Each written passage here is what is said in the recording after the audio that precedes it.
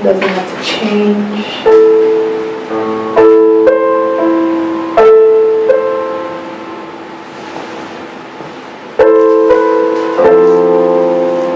So just check, what is it that I brought with me? Which thoughts, which feelings?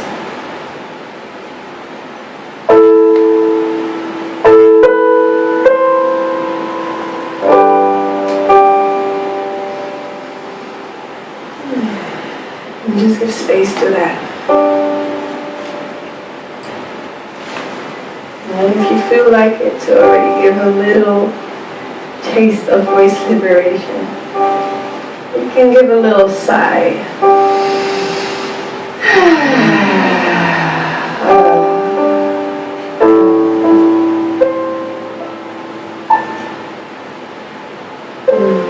I just really invite everyone to just receive whatever you want to receive from whatever it is that I'll give. I don't know what that is neither yet. If you feel like at any point to sing along or anything, just know that you're welcome. You're welcome to close your eyes, or you're welcome to not close your eyes.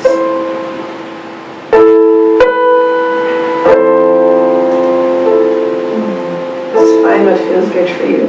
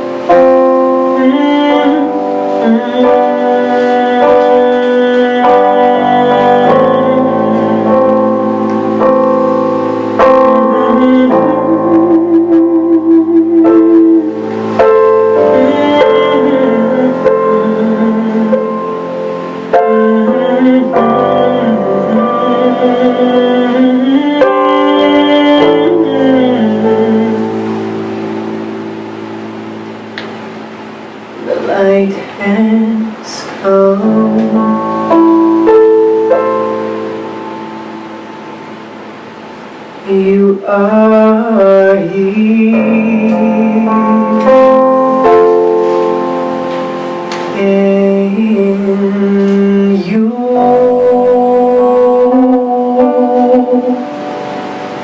and he.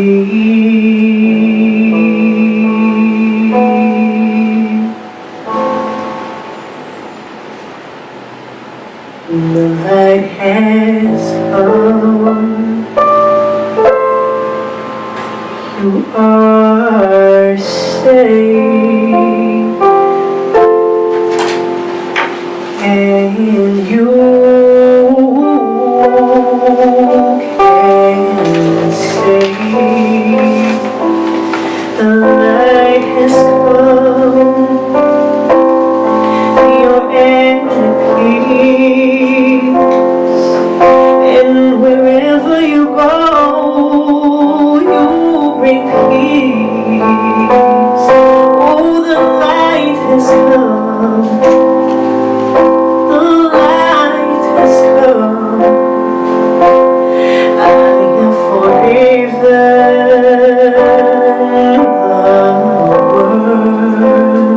Oh, the light has come. The light has come. I have forgiven the world. You do not see ego shadow on the world. So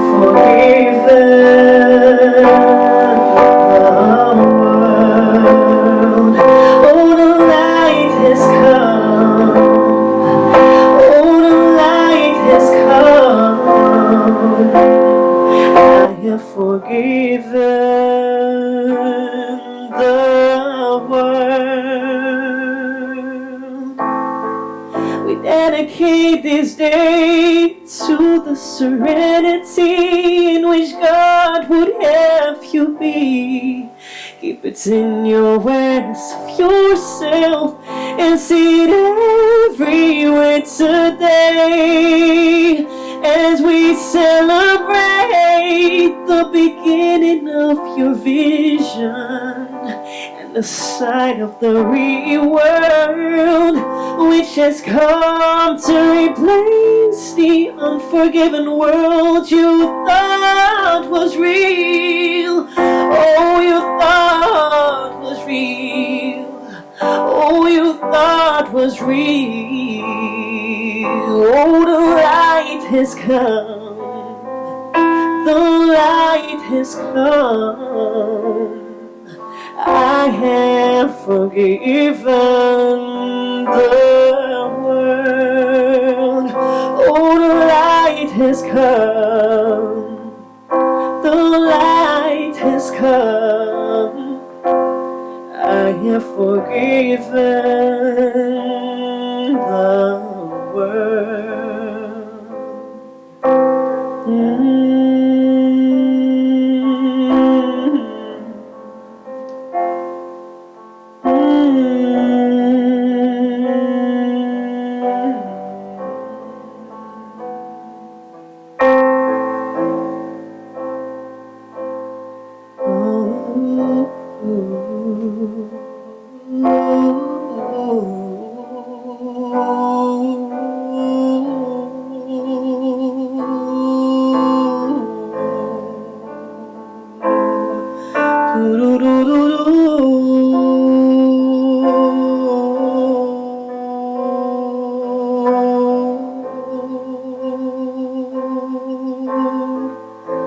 Choosing salvation rather than attack, I really choose to recognize what is already here.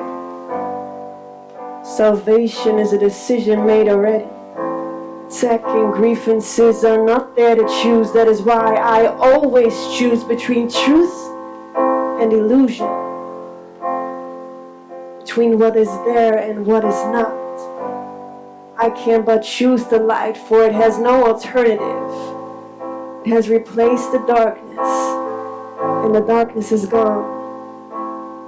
The light has come. Oh, the light has come. The light has come. I have forgiven the world. The light has come. The light has come. I have forgiven the world. If you feel like singing along, you can do that. The light has come. The light has come. I have forgiven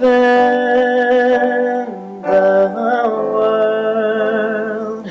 The light has come. The light has come. I have forgiven the world. The light has come. The light has come. I have forgiven the world.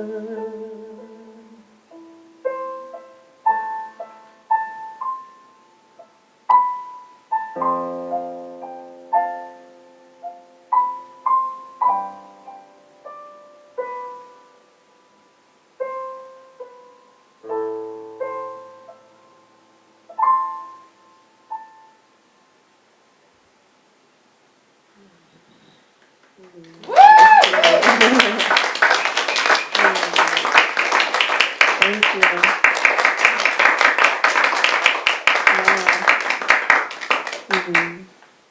Yeah, I always like starting with that song. And is there anybody doing the workbook lessons, the Course in Miracles workbook lessons, day by day? So you know this is also the lesson from today. The review lesson, that is. And yeah, I just love that lesson. It's also why I named my album The Light Has Come, because I just love that it doesn't describe a different state. It just describes a recognition of who we are. It says the light has come. It doesn't say the light will come. If you do this, this, and this, and this, the light will come. It says the light has come. And it's just that the moment that we accept that, that's also what the review of today says, is salvation is but a decision made already. It's already made. You can't choose for illusion, because illusion doesn't exist. It's not an option. It's not a choice, and it can seem like that. So that's why I love the light has come. It only describes the exception of the light. It doesn't say like, oh, it finally came. Oh, it wasn't there before and now it came. It says no, it was always there. Never left. It was always there. Darkness was never there. Guilt was never there. It was never an option. Darkness was never an option. But it just seemed like that, and we believed in it. And by us giving that belief to it, makes it seem very real. It makes it seem like the dream of guilt is very real and very painful. And the light has come, says like, no, it's already there. Nothing changed. That's why I love that sentence also, that enlightenment is but a recognition. It's not a change at all. And those who seek the light are merely covering their eyes. It's right here. It's right now. And that's why I feel it's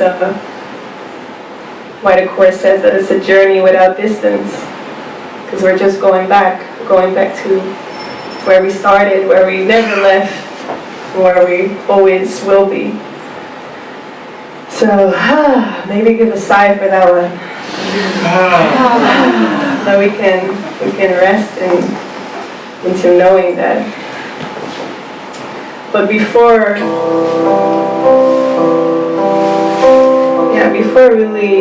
really stepping into that light, it can feel really scary, and the darkness can seem very real. And we have to bring all of that out to the light. I was joking a lot of times to my friends saying, I will change the name to The Darkness Has Come. The CD, no, it can't be named The Light Has Come. I can't feel it. It's The Darkness Has Come. But that's what happens, right? The moment we're ready to look, everything can come up, and it does look very scary sometimes. But it's just like when you're cleaning, and it gets messier before, because all of a sudden you see that under the rug you put so much stuff, and under the cabinets you put so much stuff that you didn't want to see before, and all of a sudden all of it comes out.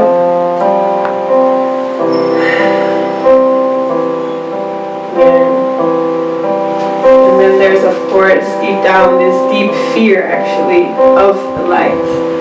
This deep fear of who we truly are. This deep fear of love.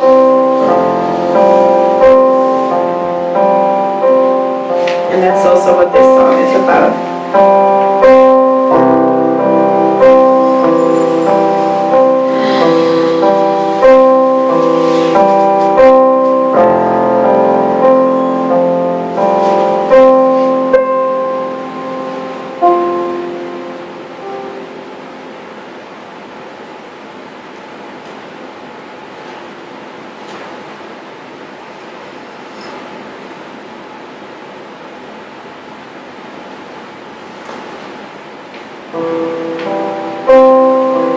Turns out I'm not afraid of the dark.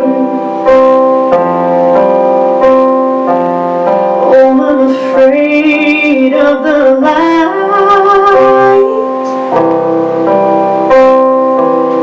It turns out I'm not afraid of fear. I'm afraid of love. Father, Father, guide me home, 'cause I know which way way to go. Only the way for me. Lead the way for me.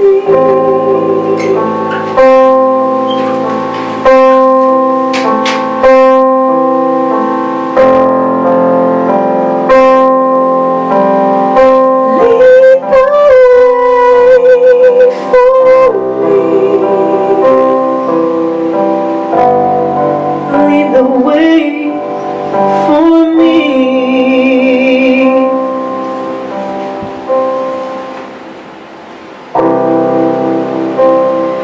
Turns out you were waiting for me.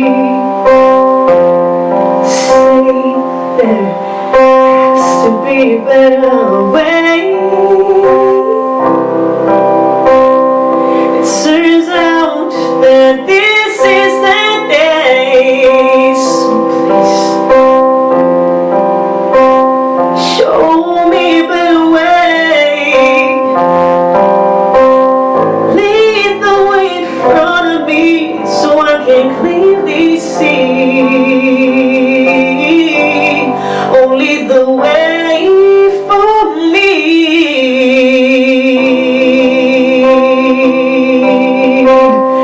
Lead the way for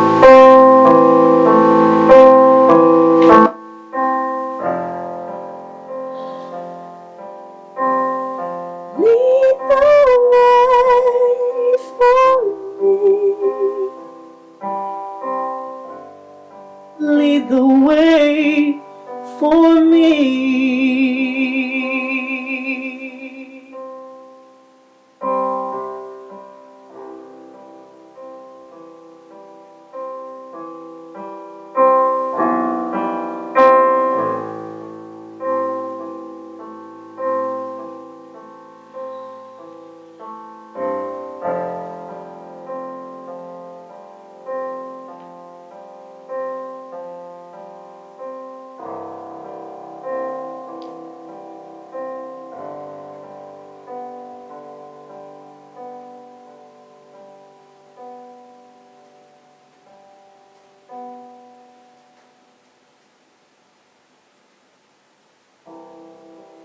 Turns out there was nothing to fear. Oh, it was all just a dream. It turns out my vision was unclear. Nothing was as it seemed. Farther, now I know that I ain't never left my home. Oh, lead the way for me. Lead the way for me. Lead the way for me. Lead the way for me. Lead the way for me.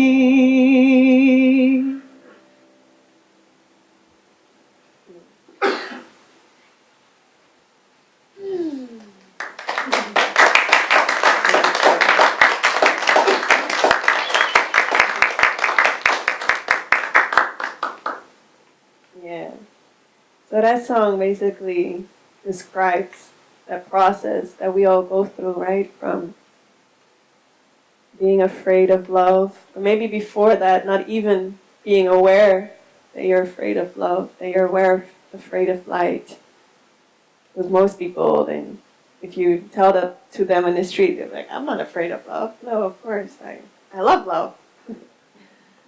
But when you really get deeper, you can feel that terror of like, yeah, I actually am. I do feel comfortable, basically. being smaller than that I truly am. I know it says somewhere in the Course also, like, why would you, I don't know exactly what it says, but prefer to have these small wings or something, while you have eagle wings, or I don't know what it says exactly. Maybe somebody knows that you're just crawling over the floor. Well, you're like an eagle. You can fly. And you have these big wings, and why are you okay with just crawling over the floor? To going through that next step of like, okay, so this actually hurts. It hurts to not really know who you are, and especially to not know who your brother is, because that's where we'll know, right, what our mind is believing and thinking, by looking around us and using our relationships and using everybody that we're seeing, all of these beautiful projections or not so beautiful projections that are here to just show us like, okay, so this is what I'm still believing. Somebody is seemingly attacking us, or somebody is seemingly doing us wrong. We're being treated unfairly. And that's where it's being made clear to us, like, okay, so I believe that I can be mistreated. I believe that I can be attacked, which means that I believe that I'm not as God created me. Because if God created me as this perfect, perfect love, this perfect spirit, then it would be impossible for me to get hurt. So then it comes to that part like, okay, I recognize that this hurts. It hurts to believe in an illusion about myself. It hurts to believe that I'm just this body and that I'm so vulnerable to everything that's happening outside of me. And that's where we come to that part like, okay, then help me, Spirit. I don't know. I've tried, and I know the ego will keep on making me believe that there is something else that we can try. You know, it always goes like, okay, this didn't work, but I have a backup plan. We can do this. If you only get a new girlfriend or a new boyfriend, then we'll be happy. Then we'll have the victory. The victory is ours. Or if only I get that job that I always wanted, then we'll be truly happy. And then we can escape from everything here. And sometimes it takes a while. Like sometimes you just need to try those things to see that it doesn't work. That's why I love what Jim Carrey says. Like, I wish that everybody could have my success to know that that it's not in there. You know, that's not where the happiness comes from. So when you do get to that point that you see like, you know, everything that the ego is pointing me to is a dead end. It's never going to fulfill me. It's never going to bring everlasting peace. It's always something else. And once one problem is fixed, around the corner there's the next problem waiting.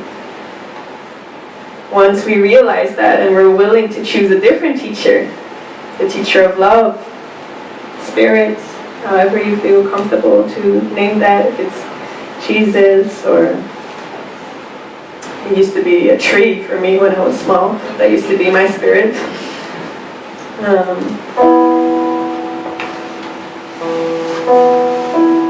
Yeah, once you realize like, okay, the doer, the I, the small I, can't fix whatever craziness that we created here.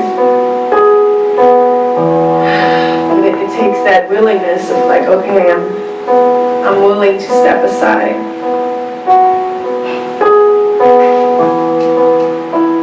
And I'm willing to see that I'm something else than I think that I am. And I'm willing to see myself as you see me.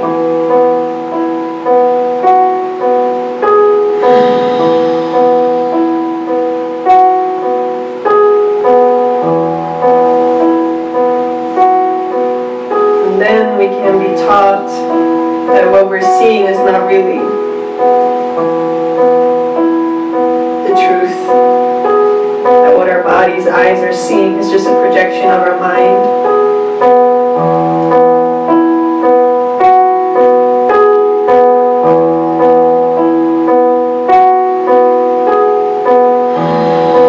Maybe we can slowly begin to unwind from the idea that we're a body.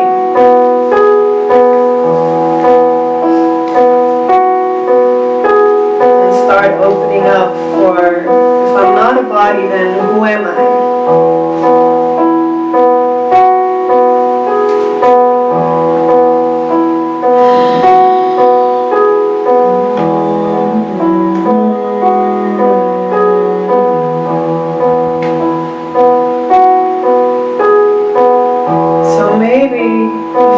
Comfortable, you can just close your eyes for a second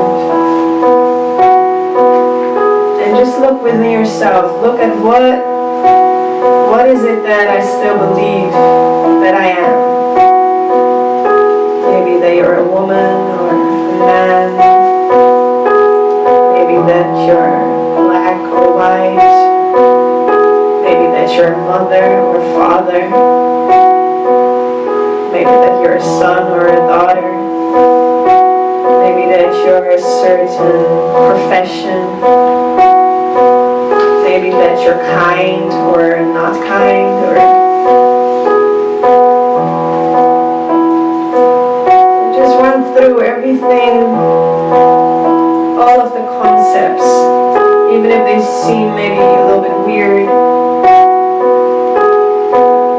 Just let all of them come up without judgment.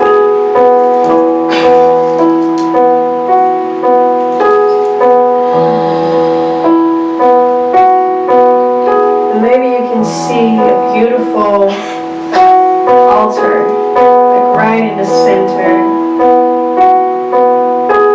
Just this beautiful place where a beautiful light is shining upon, where spirits, whomever that may be for you, however that looks. Maybe that looks as Jesus, maybe that looks like somebody else, but it is someone or something that knows who you truly are. It's a symbol of your right mind. It's a symbol of the one who knows that you are not a body, that you are still as God created you.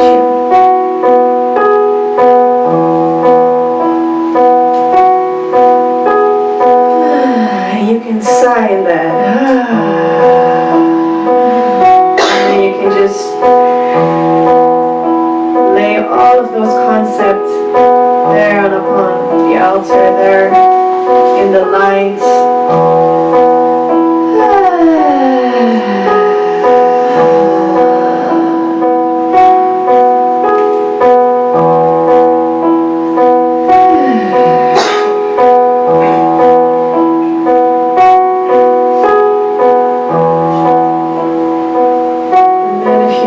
Singing along, you can do so. And if you feel like being silent, you can do so. Whatever feels good.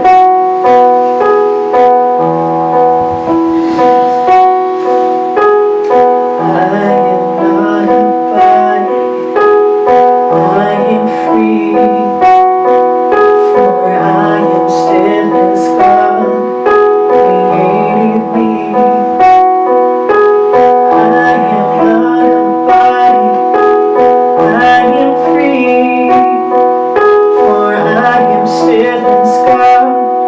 created me.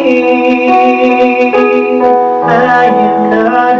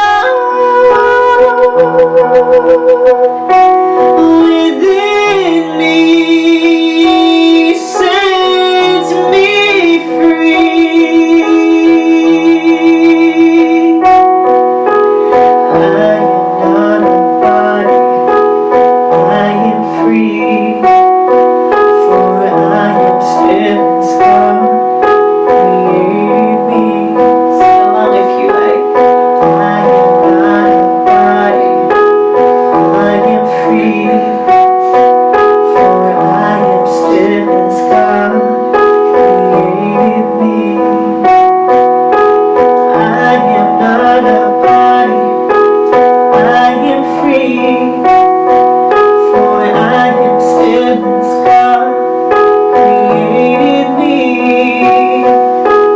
I am not a body, I am free. For I am still as God created me. I am not a body, I am free. For I am still as God created me.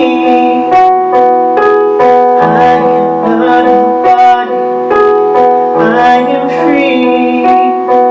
For I am still as God created me.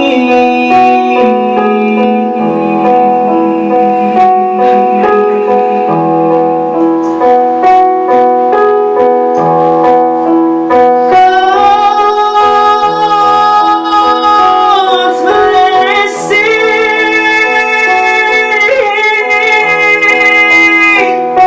shines upon me.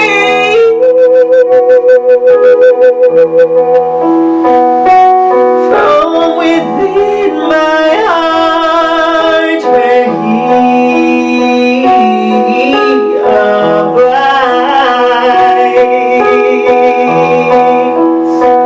I need but turn to Him,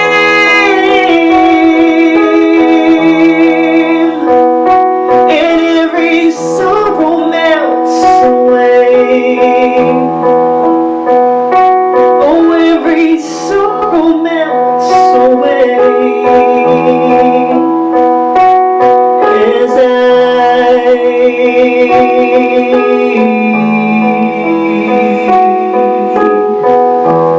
remember who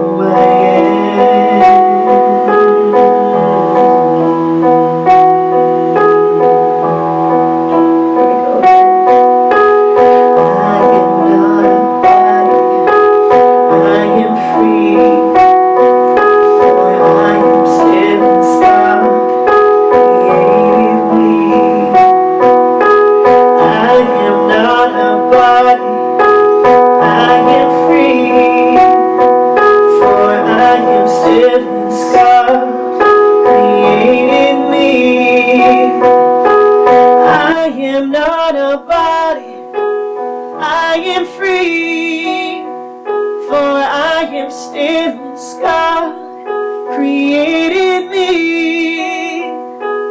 I am not a body, I am free, for I am still as God created me. I am not a body,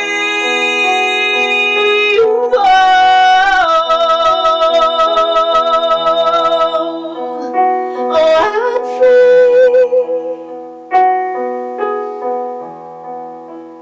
I am still His love created me.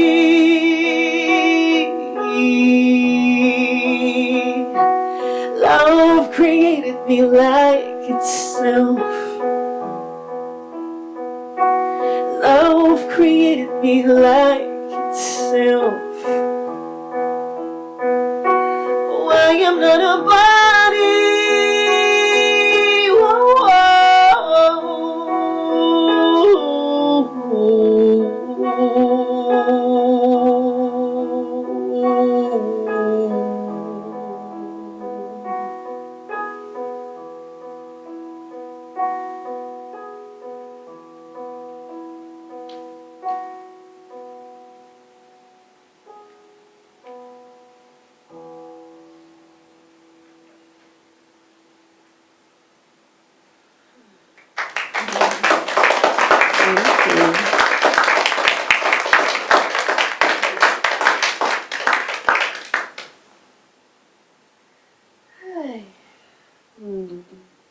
How is everybody doing?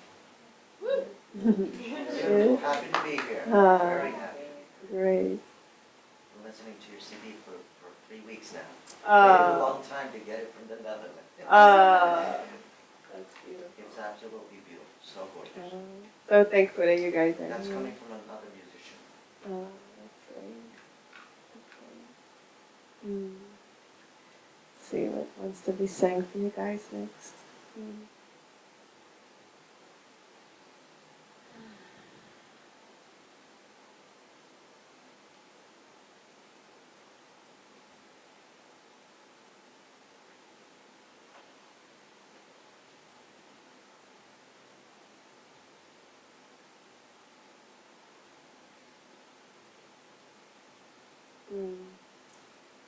Yeah, I wanted to share a story.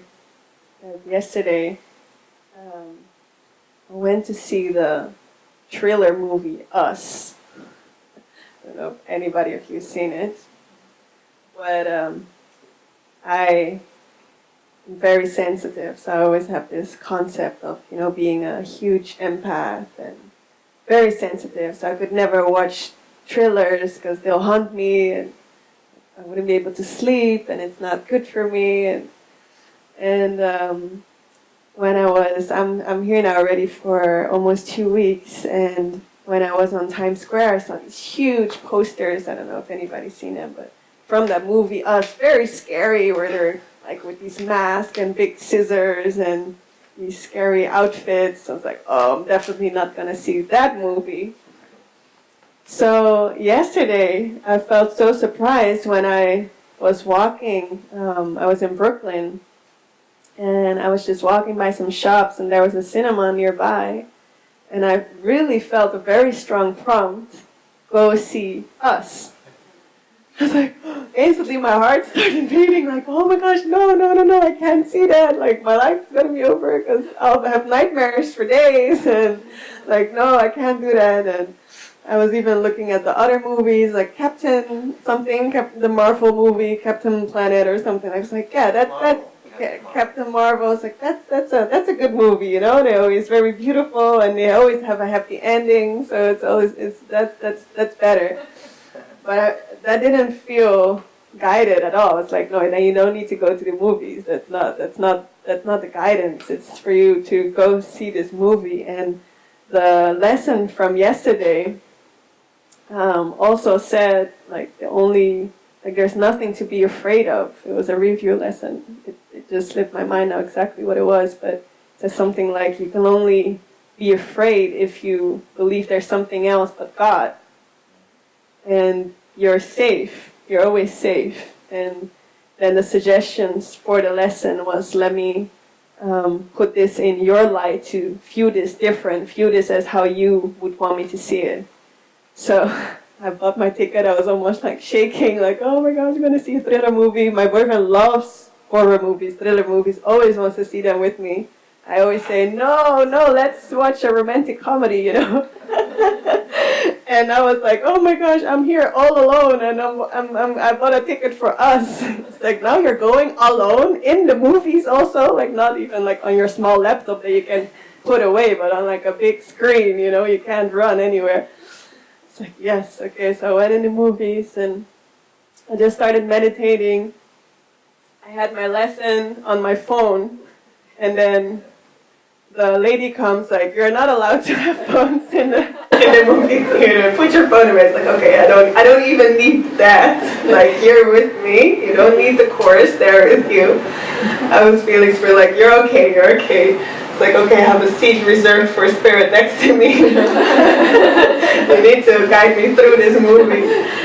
And then it was actually pretty amazing. Like just the symbols, to see that from the Holy Spirit view. And I don't know if anybody of you want to see it, so I won't give everything away. But what I got from it was that everybody has a dark side, and in that movie basically it's like finally those dark characters, like your dark side, is coming up to the surface. They literally lived underneath, they lived in the sewage, they lived underneath us. So it felt like a symbol for the darkness is in our unconscious mind, and we're very afraid of when that would come up, what would happen.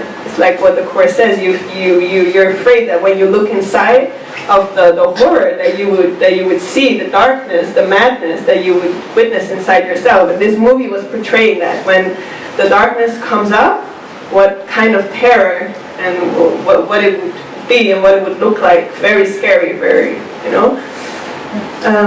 But I felt like it was such a beautiful symbol. Like, no, that's exactly what we're doing.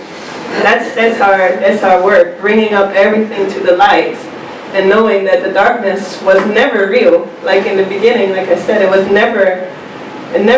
can't have any effect on us. But as long as we keep it away, we believe that it has. Because what do you need to keep away if it has no effect? Like what do you need to hide if it has no importance? You only want to hide something if you believe it is of importance. Yeah. Personally, I've always been scared to turn on the 5 o'clock news. That scares me more than horror movies. I used to be big on horror movies too, as you mentioned, your boyfriend. Don't watch them too much anymore. But the news scares me. Yeah. In the same way that it affected you, the movie itself. Yeah, and we can use anything, you know, whether it's as an excuse, yeah. No, not per se an excuse. I feel like as a spiritual boot camp, you know, because you can turn on the news, you can turn on a movie, you can turn on your family, you know, and just look and like just see what triggers and what does this trigger inside of us, and we'll go probably more into that tomorrow also in our workshop to see, okay, then what do you do with that? The Course really practice true forgiveness. And the true forgiveness practice is what you apply on those things. When you see something scary, that's great. It's like, oh, now this I can use to unwind my mind from. If you just go in a space where you're never triggered, then yeah, you won't learn that much. But when you have all of these relationships and you have your in-laws and you know you have the news, that's great because they'll show you. They're the way showers. Really, your brother is the way shower. They'll show you where to go. They'll show you what you're still believing about yourself that is not true. So they're so helpful. So yeah, I felt like it was good that I saw that movie. Yeah. So the next song that I would like to sing is a song that I wrote when I was working in prison to talk about raising the darkness. I write songs with prisoners in juvenile hall. And last year I gave a big concert in St. Quentin State Prison in San Francisco. A lot of them actually practice the Course. They can get the Course for free. If you're in prison, you can just write to the Foundation for Inner Peace and you get a Course book for free. So it's just beautiful to see all of them come with that Course book on their lap, and they wanted me to sign a Course book. It's like, you know, I didn't write that though, right? But for me, and we were just talking about that too, that the actual symbol of a prison is very inspiring for me, because I feel in prison everybody's already aware that they believe that they're guilty. Like a lot of people outside of prison, like everything maybe is a prison, but like what we call the normal life outside of prison, they won't necessarily be aware that they believe in guilt. If you tell somebody, like, do you know that you actually believe that you're guilty and that you did something very wrong and that you're actually hiding from God because you feel like you did something wrong? People will look at you like, no. But in prison, it's like people actually tell them, you are guilty. Like a judge actually told them, you're guilty. So it's very much up in the awareness. They just have very few people that will actually tell them, like, now that's not true. But I find it very interesting that it's so clear for them that yes, they believe that. The only thing then is that's where I feel that I can step in to see that and to actually be truly helpful and say, like, no, you're not guilty. Because again, you're not a body. You are free, for you are still as God created you. And that's, to me, like, that's just, it just feels so freeing from my own mind when I can perceive that belief in guilt and know that that's my own belief in guilt. And then to, with my brother there, say like, you are perfect love and you deserve nothing but perfect love. And to see some of these boys just crack open and cry and like, oh, when I get home, a lot of times I'm just in bed like weeping too, like, oh, these boys, they touch me so much. Because that's just the most beautiful thing for me at least, to see that shift in somebody, to see like, whoa, could it be that I am actually love? Could it be that I deserve love even though I did all of these horrible things?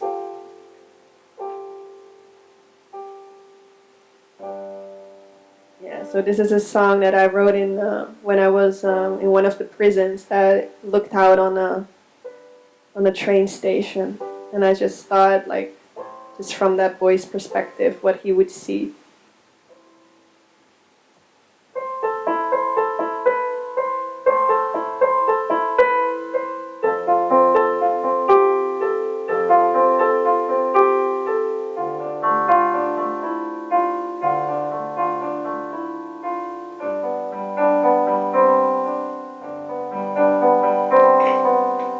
Every time that door shuts down, I am left in lonely town. No one else but me around. My life crashed down to the ground. I got no one else but my pen and paper. Tell my mother I'm sorry, didn't mean to hurt you. Please don't ever worry, don't wanna do that to you. I got no one else but my pen and paper. When a train always leaves without me. When a train always leaves without me. What I would give to be on board. Please don't leave without me. Now just trapped between these walls, more so trapped inside my mind. Never thought that I'd be here, trying hard to do my time. I got no one else but myself and I. Thinking back on yesterday, could have been there on that train, far away from this cold place. How would you just all it takes? Give me one more chance to set things straight. When a train always leaves without me. When a train always leaves without me. Oh, what I would give to be on board. Please don't leave without me. When a train always leaves without me. When a train always leaves without me. Oh, what I would give to be on board. Please don't leave without me.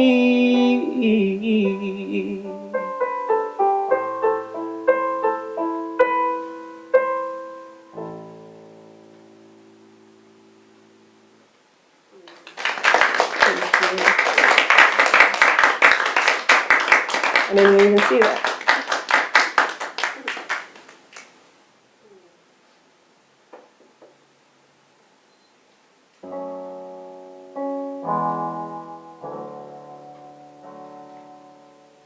So I always like to sing this song whenever my mind is in a weird place. And I know that I'm not thinking with the spirit, but there's definitely the ego that is talking. And you always know that by just checking how you feel.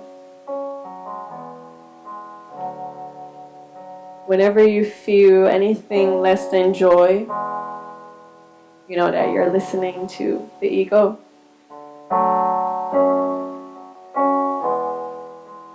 And in that way, we're all teachers. Everybody's always teaching.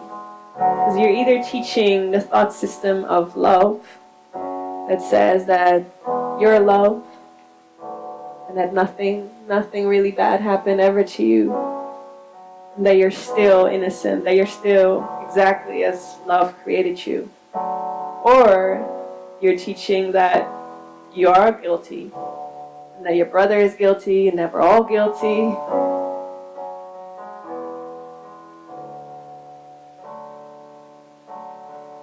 And you can really check by how you feel which teacher you're listening to.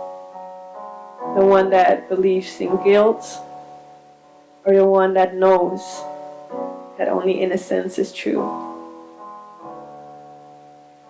So when I'm in that funky state where I know like, hey, I'm believing something that is not true right now, I like to sing this song to myself.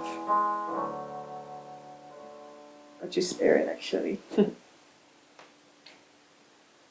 It's called Shadows and Snakes. Replace my thoughts of hatred and doubt. Replace my thoughts of anger and fear. And wipe my tears away. Light shall be my guide today. I don't wanna be afraid of shadows and ropes that seem snakes. I fell down on my knees and prayed. Please shine the dark away. Oh, my heart aches, can you wake me up? Did you see me? I was calling for love.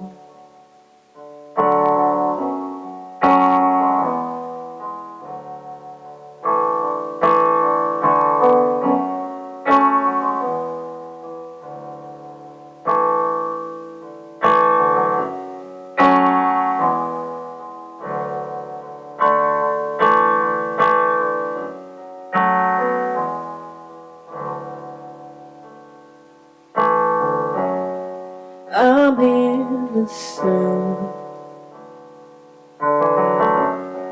and he is too. Help me to see that this is true, and guide me through the pain. Light shall be my guide today.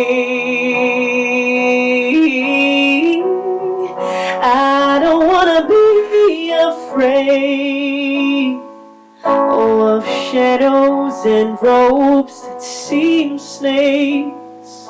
I fell down on my knees and prayed. Oh, please shine the dark away. I don't wanna be afraid of shadows and ropes that seem snakes. I fell down on my knees and prayed. So please shine the dark away. Oh, my heart aches, can you wake me up? I'm sorry, I was calling for love.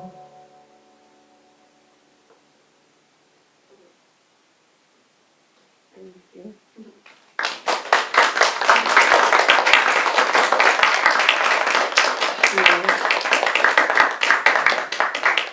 And most of us are probably also familiar with that term, right? A call for love. That everybody is either extending the love that they are, which means that they're in their right mind because they realize in that moment who they are and they're just extending that, or they're calling for love, which means that they forgot that they actually are love. Because if you really know your love, there's no need to ask for it, right? There's no need to call for love because you know you are love. And if you realize you're love, then all you can do is just extend it. And yeah, that has become a practice for me too, to really realize that. And I already got a little nice taste just arriving on the airport here. It was so much fun. I came at first with a group because we had a few performances in the Bronx in a really beautiful theater. So I was with a band, and I remember the drummer was behind of me when we had to go through customs, I think it's called, right? Where the police officer, when he asked me, like, what are you coming to do here? I was like, I'm just here for a music exchange program, just making some music. He's like, okay, fine, go on. And the drummer, he was already a little bit nervous because he don't really like that when he has to go through that, and you feel like, oh, America, they must be so strict with everything. So when the officer asked him, what are you doing? He said, I'm here for some exchange thing. And the officer immediately goes, what thing? What is this thing? What do you mean an exchange thing? That's super vague. Be more specific, please. He's like, yeah, we're gonna make music, He's like, where are you staying? But everything for us was arranged, so like we were really spoiled, We didn't have any information. We have somewhere in our email, but you don't have Wi-Fi, of course. But we didn't even have our return ticket. Like the guy who arranged it all had everything in his email. Just like, yeah, I don't know. It's in an Airbnb somewhere in the Bronx. Somewhere in the Bronx. You don't know where you're staying? How can you not know where you're staying? So show me your return flight. Yeah, I don't have my return flight. The guy has it. Where's the guy? Yeah, he already went through. He's already with the bags. Yeah, we can't allow this. No, if you have an ESTA, you have to show your return flight. So I saw him struggling a bit. I was looking like, And I remember the lesson that I was on that day was I am entitled to miracles. So I remember looking at him, thinking like, okay, so there's a call for love here, and I always like to wait for the invitation too, like before stepping in. Like just seeing that, I was checking like, okay, does this do something with me? Just seeing that, maybe thinking like, oh, he's such an asshole, or and just working with that. That was already nice. But I was having fun with it, and then the drummer turns around. He's like, Neda, please help me. So it's like, okay, there's an invite. So I came in, and I just always love to just when the more I feel like I practice to listen to the spirit and to recognize my own call for love and people's calls for love, and to then just pause and say like, okay, Spirit, I want you to take the lead in this. So, yeah, right? So that's what I did too. It's like, okay, so officer, call for love, drummer, also call for love. Okay, no problem. There's no problem, because we're love. So at first I was like, okay, officer, you're completely right, we're super spoiled, we should have had our stuff together, we don't, it's okay, you're absolutely right, and we're just here to make some music, and he got even more cranked up, like, yeah, but what are you gonna do? Let's say you go outside now, and if you don't know where to go, how are you gonna know? So like, I'll turn on my Wi-Fi and I'll check my email, it's there. Because he was like, what if they already left without you, and they left you here alone, and you don't know where to go? Turn on my Wi-Fi. what if your phone is dead?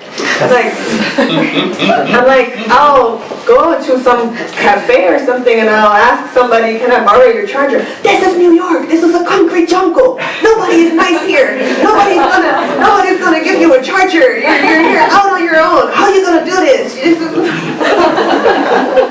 So I was like, I believe that whatever you extend, you'll get it back. So I believe that if I give love, I'll get. Not in New York. This is a concrete jungle. Nobody gives love. This is really tough. It's really tough out here. And I was like, I don't really believe that's true. But okay. And then I already see that. Like, I don't know, there was some sort of like a joke already starting to come. I could feel that there was like a twist, and then his name was Bach.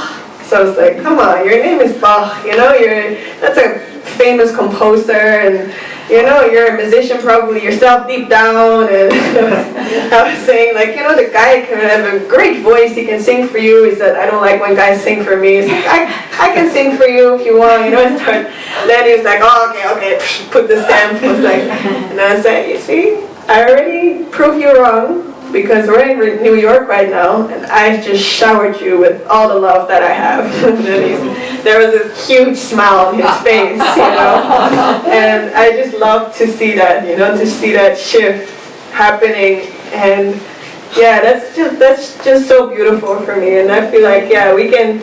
That's what I'm saying. You can put on the news. You can just go wherever you want and just see the call for love, and then just know that it's all our mind. That's just a part of my mind that is calling for love. And do I wish to keep that part in the dark and say, yes, you are guilty, yes, you are wrong, or am I willing today to put that part of my mind that I'm seeing as an officer in the airport to put that in the light? And when you do, it just, you just feel your heart bursting with love, So, yeah. And if you don't, that's fine too. Like, new opportunities will arise. They always come.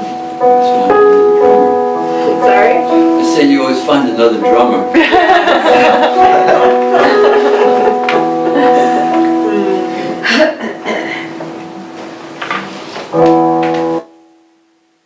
Love which created me is what I am. Amen, amen. No need to seek no more. I'm coming home. Amen, amen. It's been a long road, but now I truly know I'm not walking alone. I'm not walking alone, 'cause everywhere I go, your love goes there with me. And everywhere I go, your peace goes there with me. Oh, everywhere I go, your light shines upon me. Yeah. Wherever I go, there you'll be. I am a holy child of God. Amen, amen. I'm safe and healed and whole. I'm coming home. Amen, amen. It's been a long road, but now I truly know I'm not walking alone. I'm not walking alone, 'cause everywhere I go, your love goes there with me. And everywhere I go, your light goes there with me. Wherever I go, your light shines upon me. Wherever I go, there you'll be. Wherever I go, your love goes there with me. Wherever I go, you'll please go, stand with me. Wherever I go, your light shines upon me, yeah. Wherever I go, there you'll be. Wherever I go, your love goes there with me. Wherever I go, your light goes there with me. Wherever I go, your light shines upon me, yeah. Wherever I go, there you'll be. Wherever I go, there you'll be.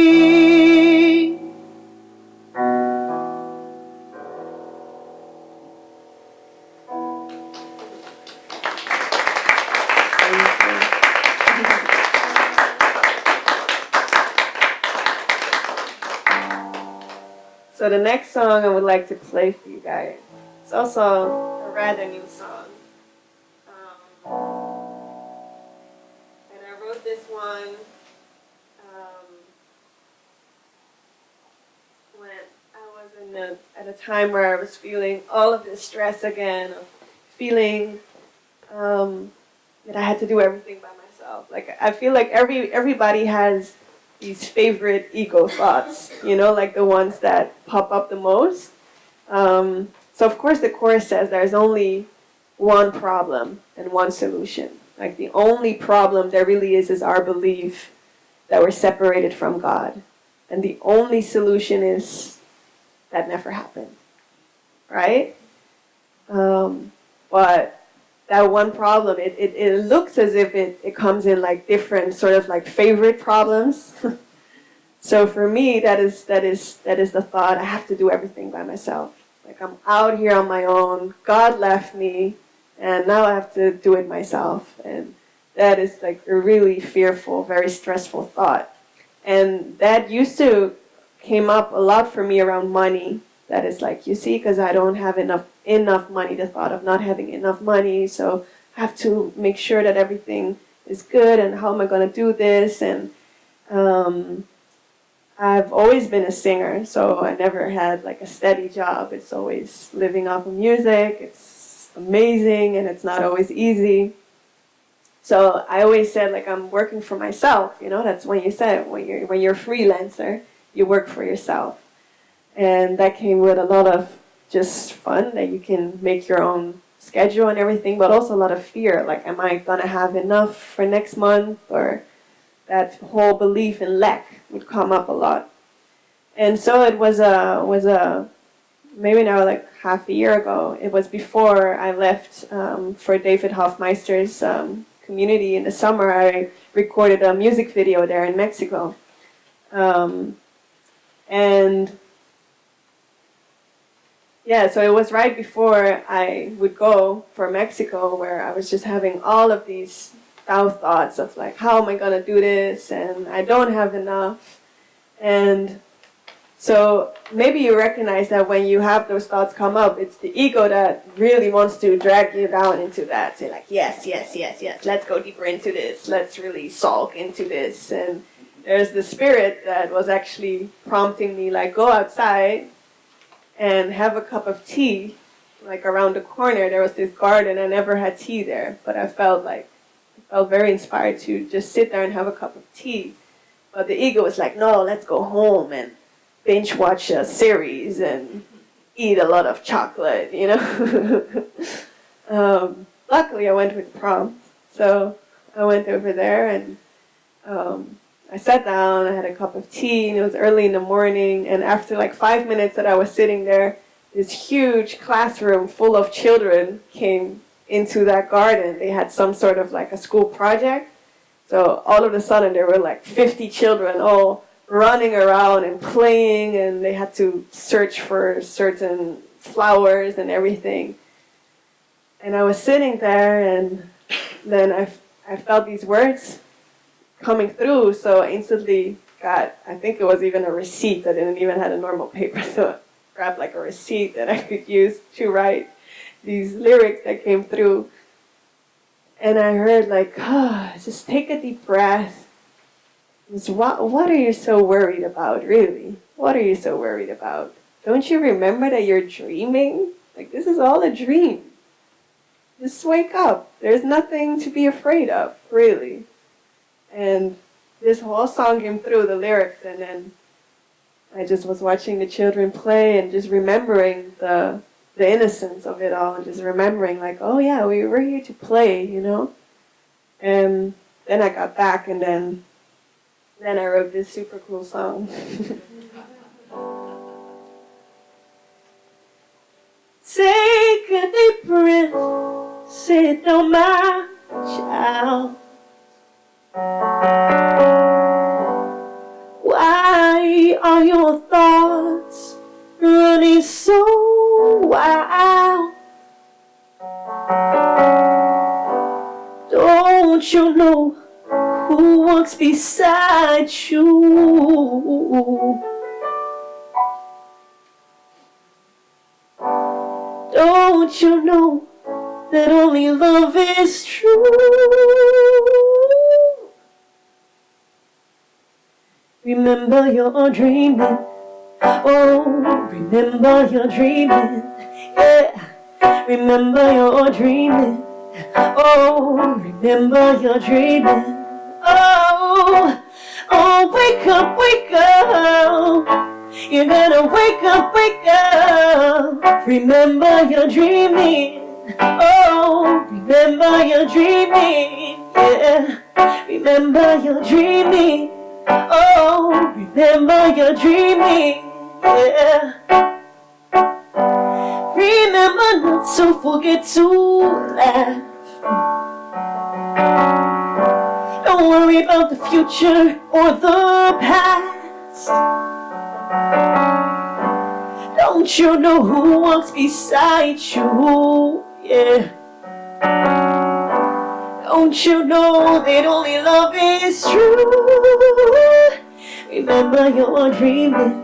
Oh, remember you're dreaming. Yeah. Remember you're dreaming.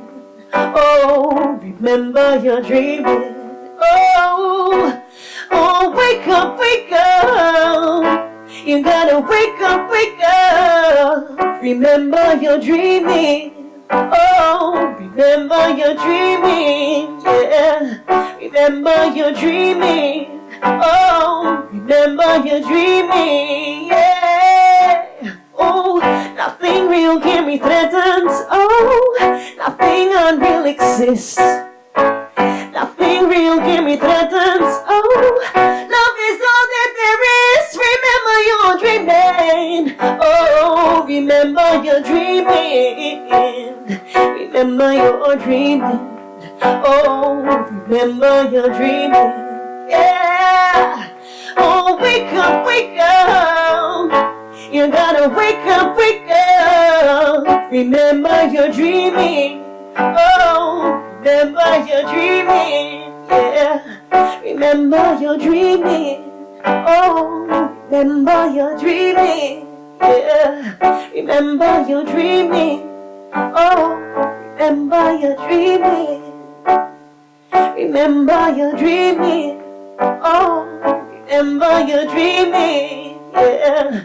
Remember you're dreaming. Oh, remember you're dreaming. Yeah. Hey, oh, wake up, wake up. You gotta wake up, wake up. Remember you're dreaming. Oh, remember you're dreaming.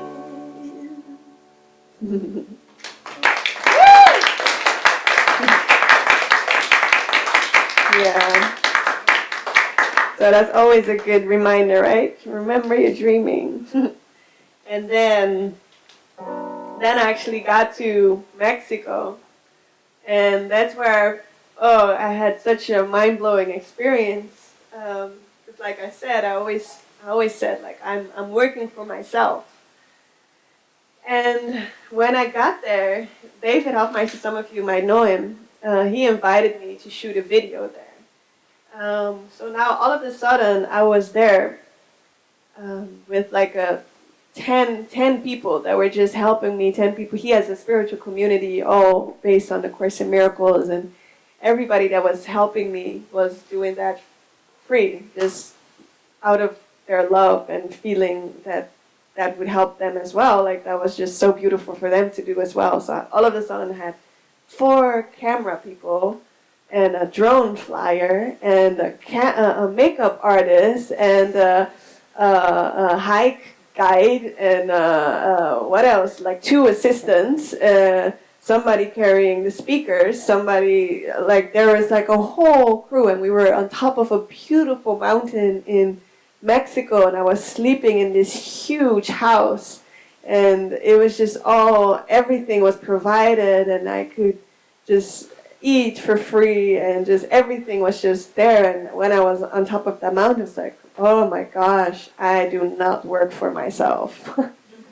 I could never arrange all of this. And that's where it really, really came into my mind, like, oh shit, I'm working for Spirit. If Spirit wants a video in Mexico, there will be a video in Mexico. If not, then not. That's like such a, yeah, it was just mind-blowing for me to really learn the concept of divine providence. To really remember, like, yes, all of us, and that's not just for me, like, it's not something special that I do. I know my ego had to unwind from that as well. Like, oh, now I'm the special one that got chosen to do this music thing, and Jesus is singing through me, it's also special. And to see, like, no, there's nothing special about it. Everybody, like I said, is constantly teaching. So if you're teaching the thought system of Spirit, all the means will be provided. I mean, even if you're not teaching, it's always provided, but you won't see it like that. Let me say it like that. So that was like a huge mind-blowing thing for me to remember, like, hey, we're never working for ourselves. We can really step back and learn to trust upon the inspiration and know that of ourselves we can't do anything. And yeah, that was... Sorry? Well said. Thank you. Yeah, so maybe if somebody else is here struggling with that thought sometimes too, of the fear of around money or whatever it is, to remember, like, hey, if you trust upon your own strength, you have all the reason to feel afraid. Because of ourselves, we can do really not much. We can make a mess out of stuff that we're very good at. At least I'm very good at that. But once we step back and allow to just have Spirit sit in the front wheel, and that was something that I would never say years ago. When I was like, I'm a leader, I would never follow. I'm a leader and an independent woman, and I do everything by myself. And now it's like, I don't even want to do anything by myself no more. I just want to follow. But just know, like, who are you following? Are you following fear? Or are you following love? Yeah. So it's this song, maybe some of you heard it, but it's this song that I made a video out of in Mexico. You can check it on YouTube. It's called I Only Hear Your Voice.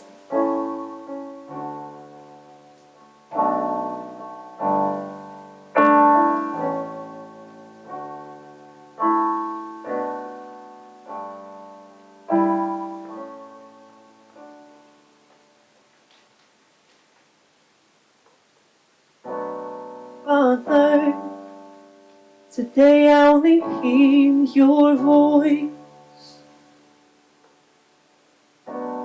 In deepest silence, I come to hear your voice.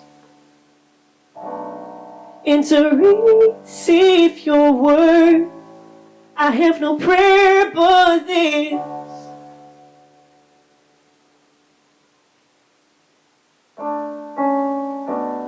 Come to ask you for the truth.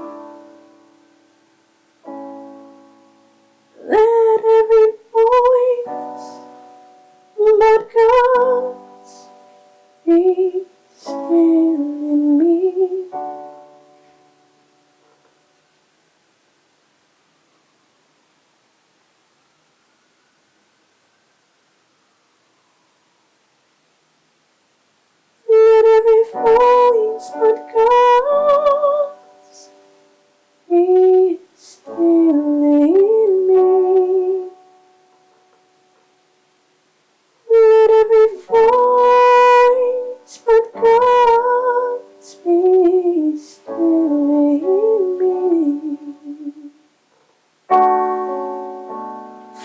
Father, today I only hear your voice. I come to you to ask you for the truth. The truth is but your will, which I would share with you. And in stillness hallowed by His love, God tells us of a will. Let every voice but God's be still in me. Let every voice but God's be still in me. Let every voice but God's be still in me. Father, today I only hear your voice. Let every voice but God's be still in me. Let every voice but God's be still in me. Let every voice but God's be still in me. Father, today I only hear your voice. Father, today I only hear your voice. Father, today I only hear your voice.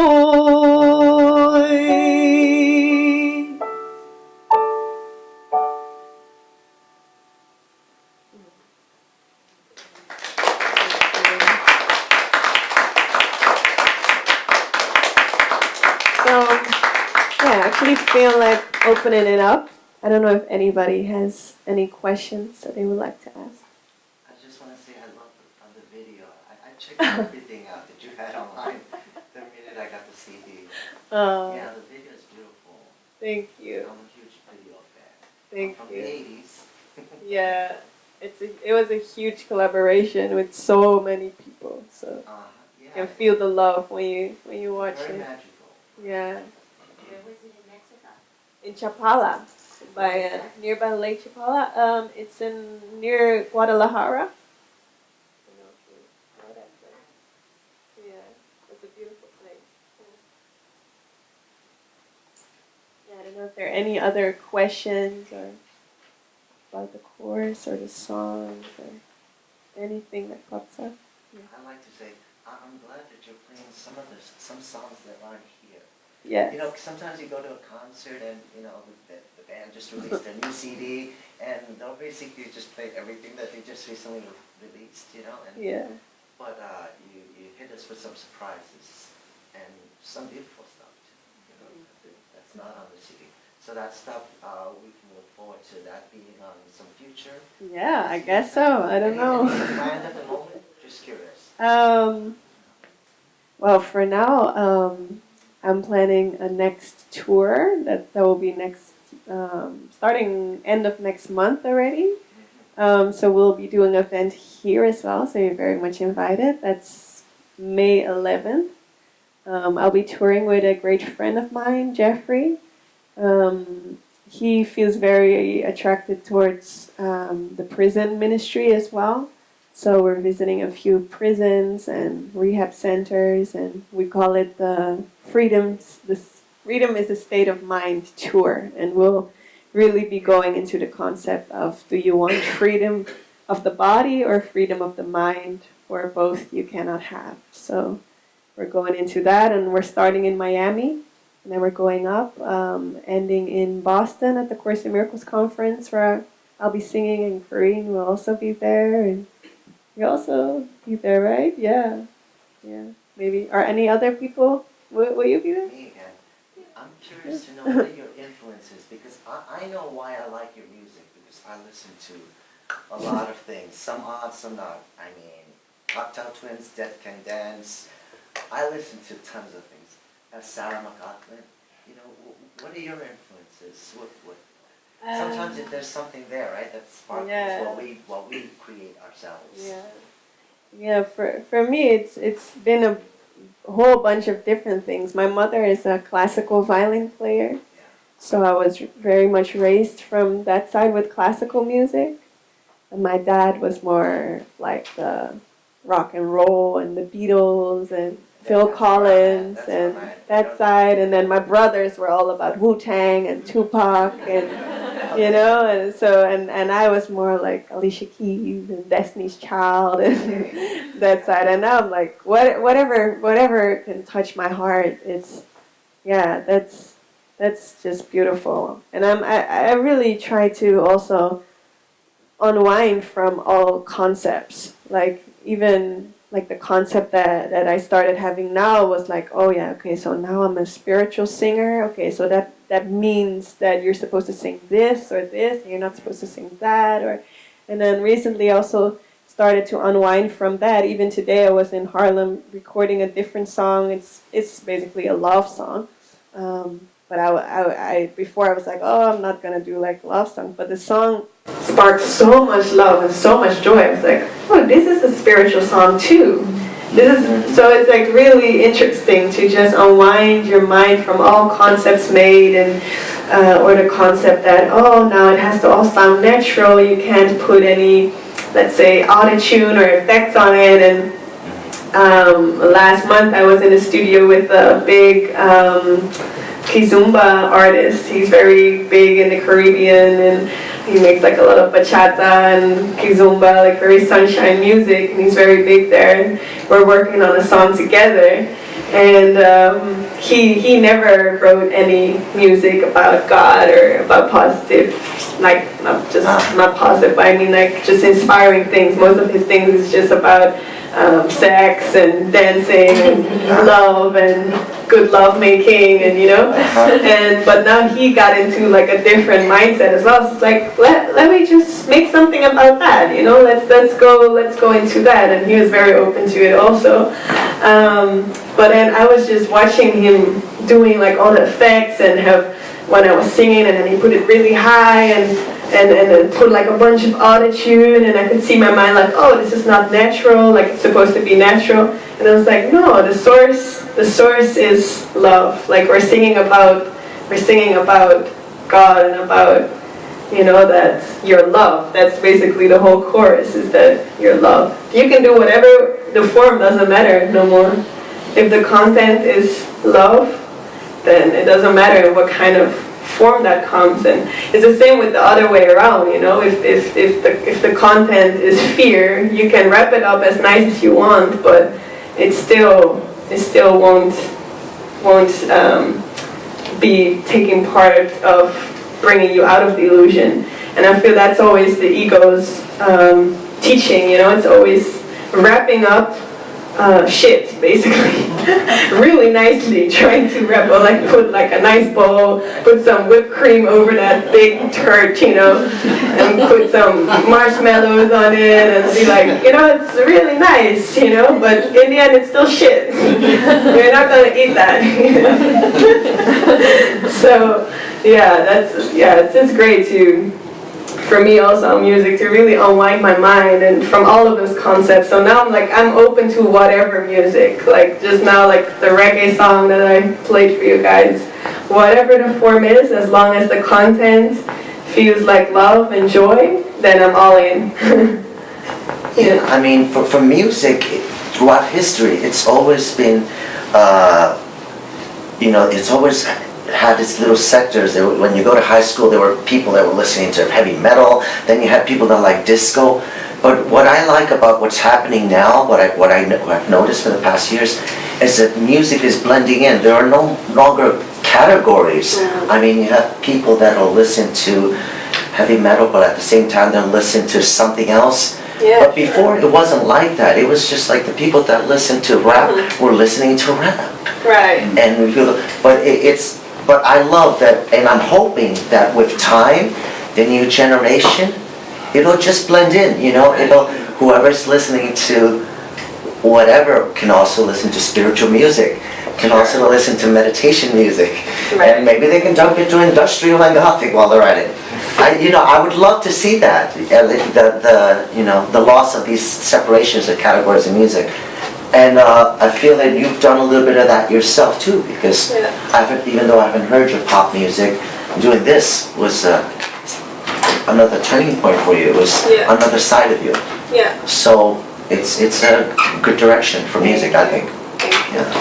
Now, I love your music and everything just put in, but I'm more interested, I'd like to talk to you about your experience with guidance. Yeah. Because all that it comes through musically through you and everything like that. Yeah. But as you know, as we all go along our path, like you have, wow, you had great experiences with guidance, with music, and like you're there, and then we're kind of human again, you know what I mean? And then you have to keep cleaning it out. You got to keep being vigilant of unwinding. This is a form, Right. judgment, all these other kind of things.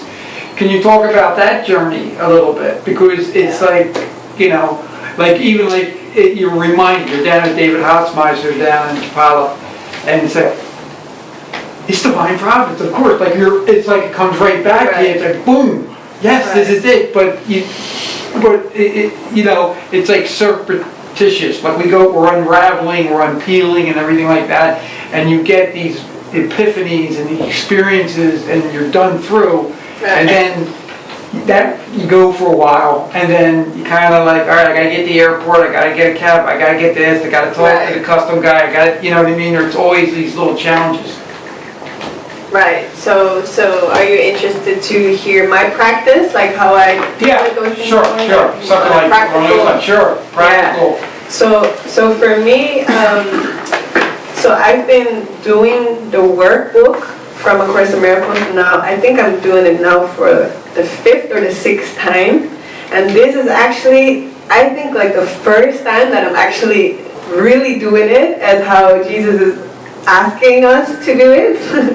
So I remember like at the end of last year, I just really got to this deeper place of really just looking at Jesus like, you're a really cool guy, you know, like you actually woke up from this illusion. I thought like that's really cool, you know, that you just were on such a level that you could actually walk on water and do like all of this shit. It's like, that's pretty cool. Like I would like to get to that point where I just really know that who I truly am, you know, and not just in my mind, but actually that experience.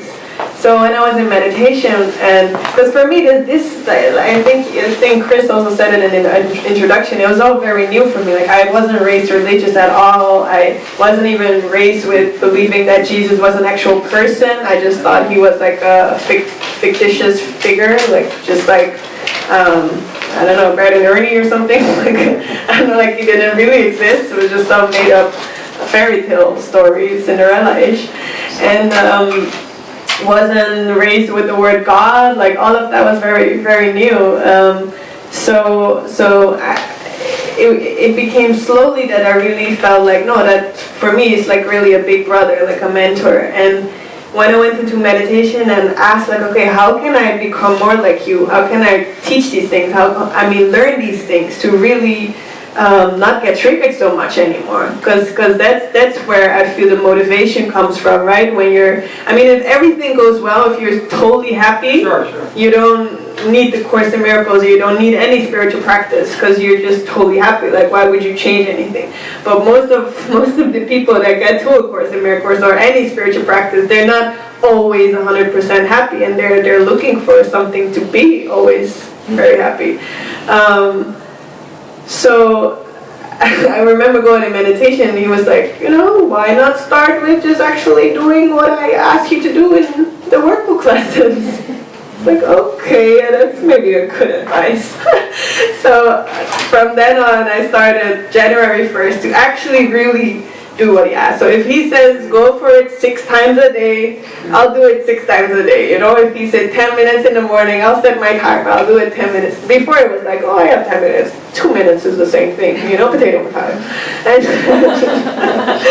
so that's the first thing. And now I feel that whenever during the day something triggers me, it's just always this question in my mind, like, okay, do I want to keep this? That's more with like, that question actually comes more with things where I really actually believe that I'm right, which happens a lot in my romantic relationship. I'm always right, and it feels not so good. So there, Standard. yeah, so there it takes a little bit longer. Yeah, so there it will take most of the times like a pause. I need like a pause, like okay, I know I'm right. I know this is actually like he is actually being an asshole right now. Everybody will agree with me on this. This is, I'm totally right. Then okay, I'm willing to see that. You guys know the rules for decision. Maybe that part in the course that is great. Like okay, I'm willing to see maybe that I'm not right. Because if I'm right, I should feel good. Like being right means being loved. And the other thing is, how do I feel now? Would I like to feel, if you're right and you don't feel good about being right, you're just angry, then you can say, rules of decision now. Exactly. I don't like how I'm feeling right now. Exactly. Maybe something. Yeah, exactly. Yeah, it's a great, I don't know all of them by heart too, but that's great too. At least, then at least can I open up myself that if I don't like how I feel right now, that there could be a different way, So that's more for, I feel like the sort of like bigger upsets that you have to pause, and then it's all about the forgiveness process. So I always use those 3 steps that the course is offering. Is first to recognize that you're upset, to actually give space for that, to not spiritualize it, because I used to be great at that too, like, oh no, everything's an illusion, I'm not feeling anything, all is love. So first really feel it, allow yourself to feel it, and I think tomorrow also I'll be doing some voice liberation stuff, and we'll get more into that for the people who are coming to the workshop as well. And then the second step is to take back your projection, to remember like this is all me. I'm just seeing my beliefs acted out. And I always love that analogy with the movie screen, that's yesterday also when I was in a movie, sometimes I look up to the projector like, oh yeah, actually there's nothing happening over there, it's all just a projection and it's coming from the back. So that second step is so important to remember, like this is just showing me what I still believe. So whatever is happening outside of me is a reflection of what's happening inside of me. And then the third step is to hand it over. And some people have like little steps in between, like to go like, okay, what is really being triggered, or... I'm trying to get to the point that before I set it up, the ego's setting it up. I always have, my mind starts getting undisciplined and I'm setting up, like Trump. Right. Is a big one for me. Like, and I was cool 2 years ago, now he won, okay, I'm done, no news, went for 4 months, then the ego got me back slowly. Right. Who's that guy? You know what I mean? Now we're gonna go, like I'm sneaking up, I'm like, turn right into the ego, and I got bought hook and sinker, now it's like, oh, he's not guilty, he's all free, skipping in the woods, and I'm like, so I suckers myself, and I told myself, before, so I'm trying to get in front of the projection, because it just always creeps in, and next thing you know, especially, in New York, like things come at you like this, like your defense is like, all right, this capital was heavy or something. Right. So I'm trying to get in front of that setup. I work hard at it.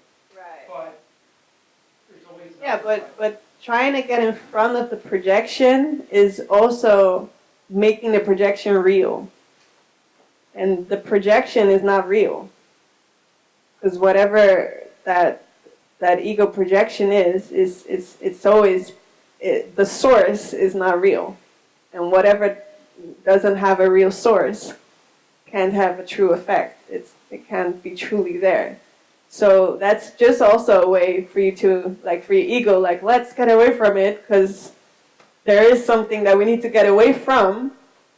No, it's much simpler than that. It's just to see it. When it comes up, just see it, and not with your own eyes, because then the doer comes in again, like, oh, okay, then it becomes a trick. Like, okay, let's do this. Let's do the 3 steps, and let's do it really good, and we're a good course student, and we'll, be happy. And we can't solve this crazy stuff. All we can do is be willing to step back. So it's more when those things come up, when you see Trump on the screen and you feel whatever it is that you're feeling, that is the first step, to be aware of what you're feeling. The second step is to take back your projection, but you're not doing that alone. That is something that really It's so important that you do that with your inner teacher. So with that spirit, with that love, with that person who knows that the project, whatever it is that you're seeing is not real, and that there's nothing to need to get ahead or behind or, to avoid or anything. And then the third step is to just surrender whatever it is that you're seeing. But again, I think then if you're explaining it to me like that, it's just important to know that you're not in charge of the process. You're not in charge of the healing process. That's not your job. Your only job is to show your willingness and to bring everything to the light. Bring up all of those dark things that you created that you think are real. Just bring them up. And you're not in charge of what's going to happen next. You're just in charge of bringing it up so that spirit can see it, so that spirit can shine upon it. So, I don't know if that's helpful. Thank you. Yes. Yeah. We can wrap up that formal part, but we can stick around and Yes. talk informally. If anyone would like to come around Neda, and we can do a picture. Yeah. I think shall we end it with one more song? Yeah? Okay, let's do a song where we can sing together. Name of this one will be? Sorry? The name of this song will be? Nothing else. Nothing You guys else. know it Okay, from the great. album. So this is exactly about what you're saying. So the lyrics go, I will step back and let him lead the way. And the chorus goes like this, and you guys can sing along. God is only love, and therefore so am I. I can be nothing else. God is only love, and therefore so am I. I can be nothing else. Yeah, let's try it together. God is only love, and therefore so am I. I can be nothing else. God is only love, and therefore so am I. I can be nothing else. I can be nothing else. I can be nothing else. I will step back and let him lead the way. For I would walk along the road to him. Into his presence would I enter now. Please help me to remember who I really am. God is only love, and therefore so am I. I can be nothing else. God is only love, and therefore so am I. I can be nothing else. God is only love, and therefore so am I. I can be nothing else. I can be nothing else. I can be nothing else. By grace I live, and am I released? There's no cruelty in God, and none in me. What could I want more to remember you? What could I seek but my true identity? God is only love, and therefore so am I. I can be nothing else. God is only love, and therefore so am I. I can be nothing else. God is only love, and therefore so am I. I can be nothing else. God is only love, and therefore so am I. I can be nothing else. I can be nothing else. I can be nothing else. I can be nothing else. Thank you. Thank you.